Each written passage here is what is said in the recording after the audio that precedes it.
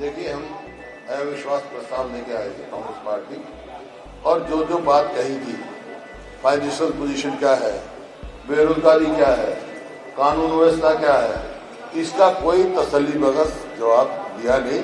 और टनल की बात कह रहे हैं, देश की बात कह रहे हैं, और दुनिया की बात कह रहे हैं, लेकिन अपने उस पर नहीं बता रहे।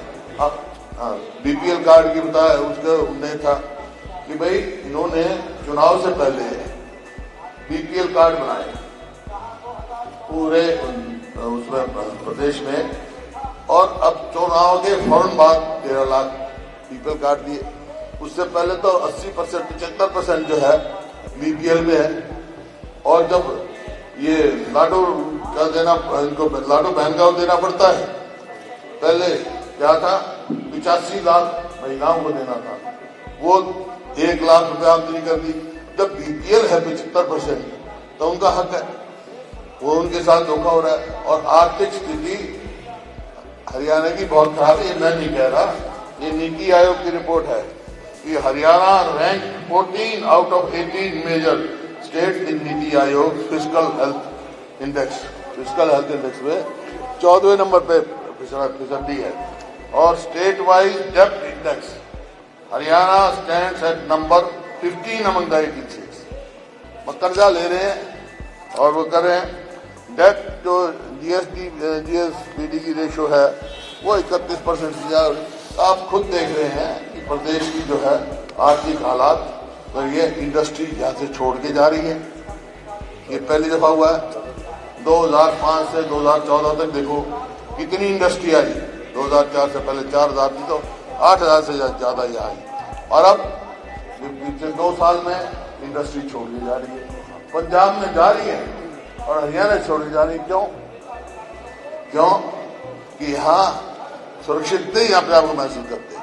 ये मैं नहीं कह रहा, गृह मंत्रालय की रिपोर्ट है। हरियाणा देश में सबसे ज्यादा असुरक्षित प्रदेश है। 2 किस्म के क्राइम होते हैं, एक होता है अनऑर्गेनाइज क्राइम और एक ऑर्गेनाइज क्राइम। अनऑर्गेनाइज क्राइम होते रहते हैं, हमारे समय में भी थे।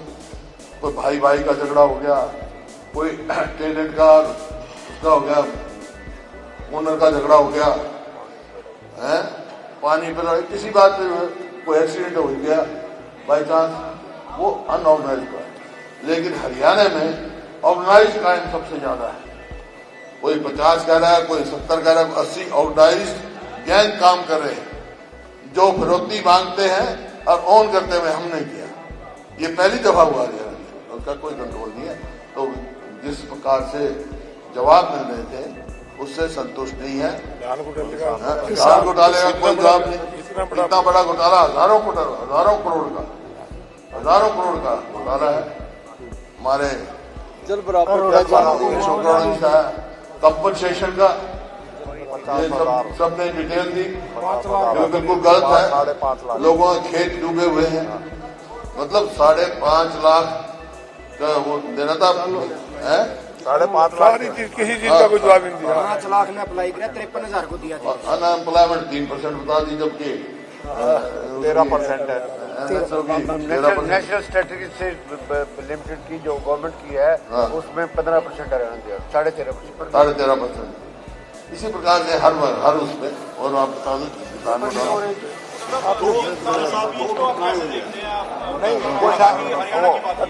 कोई कंटेक्स्ट नहीं, तथ्यहीन थी। कोई हरियाणा जो था नो कॉन्फिडेंस, कोई भी एक बात का जवाब नहीं दिया। इतने सीरियस मैटर को भी आसस के कह रहे थे क्राइम को भी, क्योंकि इनके पास है ही नहीं जवाब। हाँ, अभी थोड़ी देर पहले गैंगवार में कहता रहा हूँ, ऑर्गेनाइज क्राइम हरियाणा में सबसे ज्यादा है। ये मैं थोड़ा ही कह रहा हूँ, होम मिनिस्ट्री की रिपोर्ट कहती है हरियाणा सबसे ज्यादा अनसलोड असुरक्षित प्रदेश। धान घोटाले की आप जिक्र कर रहे हैं, सरकार ने अब तक इस पे जो एक्शन लिया है, चाहे वो मार्केट कमेटी के सचिव, 38 सचिव 4 छोटे दिए गए हैं, और इसके अलावा फूड सप्लाई इंस्पेक्टर सस्पेंड किए गए। क्या लगता है कि सरकार मान रही है? हाँ बिल्कुल। और कहा भी हमने विधानसभा में कि आपने छोटे कर्मचारी अधिकारी तो पकड़ लिए, जिन राजनेताओं की शह पे हो रहा है उनके खिलाफ भी कार्रवाई करो, सीबीआई की इंक्वायरी कराओ, हाईकोर्ट के सिटिंग जज से पता लग जाएगा कितने, और सीधा किसान की जेब से गया और किसान को भरपाई करो। मैं गारंटी के साथ कह सकता हूँ, यहाँ भी कहा, कई साथियों ने कहा, मैं भी कई मंडियों में गया, एक भी किसान मेरे को ये नहीं मिला जो कहता मेरे को एमएसपी दिलाओ, एक भी। उनके साथ विपक्ष के नाते इनेलो को इस अविश्वास प्रस्ताव में क्यों नहीं शामिल किया? वो तो मीटिंग है, आज से थोड़ा ही, आज भी देख लिया होगा।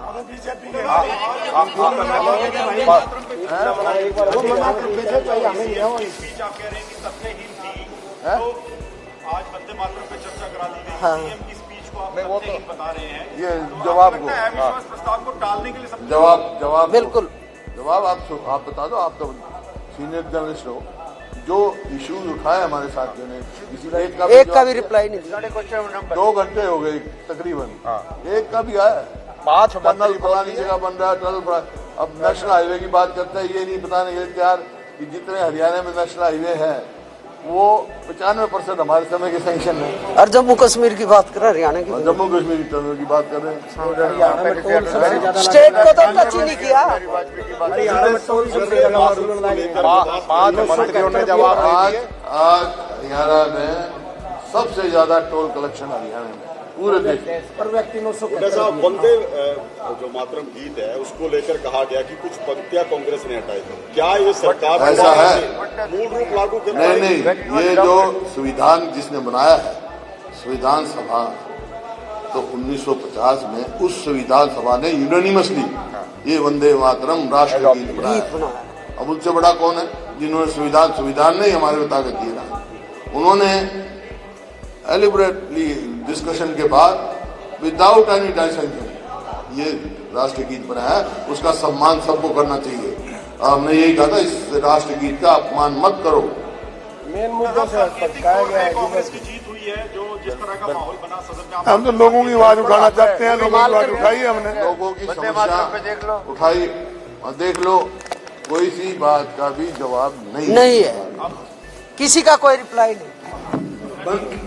बंकिम दा का जो वंदे मातरम का था, और अगर आप ये वीडियो YouTube पर देख रहे हैं तो हमारे चैनल को सब्सक्राइब करें और बेल आइकन को दबाना ना भूलें। अगर आप Facebook पर ये वीडियो देख रहे हैं तो हमारे पेज को लाइक करें।